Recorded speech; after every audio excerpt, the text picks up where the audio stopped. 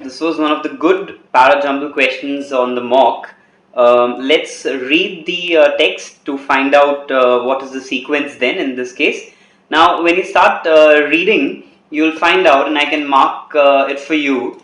A talks about the cellular microenvironment which regulates cellular functions, right? And then eventually, this is a question since it says how does the cellular microenvironment regulate cellular functions or vice versa, right? Again, another question of this kind is in C, which says can the complex sugar that composes the microenvironment play a role in intercellular modulation? Now, of course, when you read this C, when you read this particular phrase, which composes the microenvironment.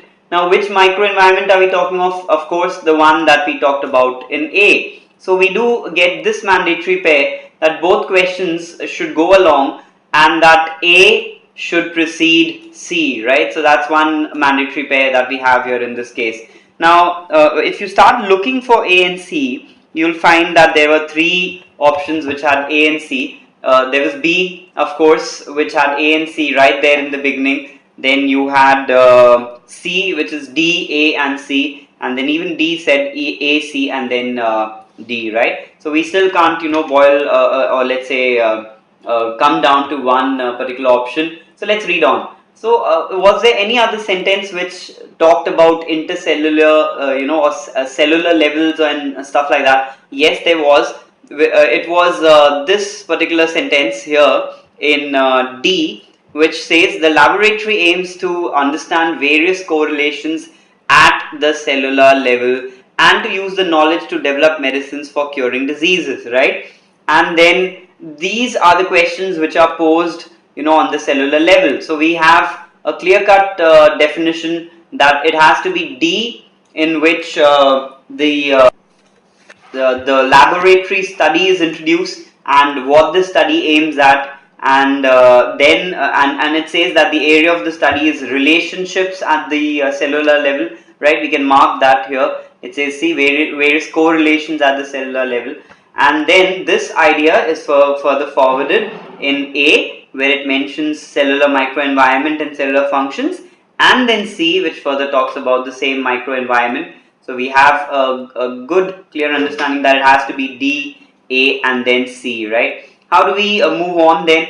Now, when you talk of E, E talks about the same complex sugar which was also mentioned here in C. See here it's in C, and then we talk about dissecting these complex sugars in E, right? So we know that for a fact that it has to be DAC, and then you have to follow up with E, and then finally it has to be sentence B, right? But then how does B fit in the whole sequence? It says this knowledge, the knowledge that you mentioned in that we mentioned in E about domains which are explored using and what are the domains? These are the two questions that we mentioned in A and C, right? So which are explored using novel tools to dissect complex sugars and observe changes in genetic and protein signaling. This knowledge, what is its application? Then B goes on to explain that this knowledge can be used to engineer new drug discovery techniques and the rest of the stuff which is given in there, which tells us what the study aimed at is eventually what you can achieve in B, right? So we have DACEB, which is this option, DACEB, option C, as the answer to this particular parajumble question.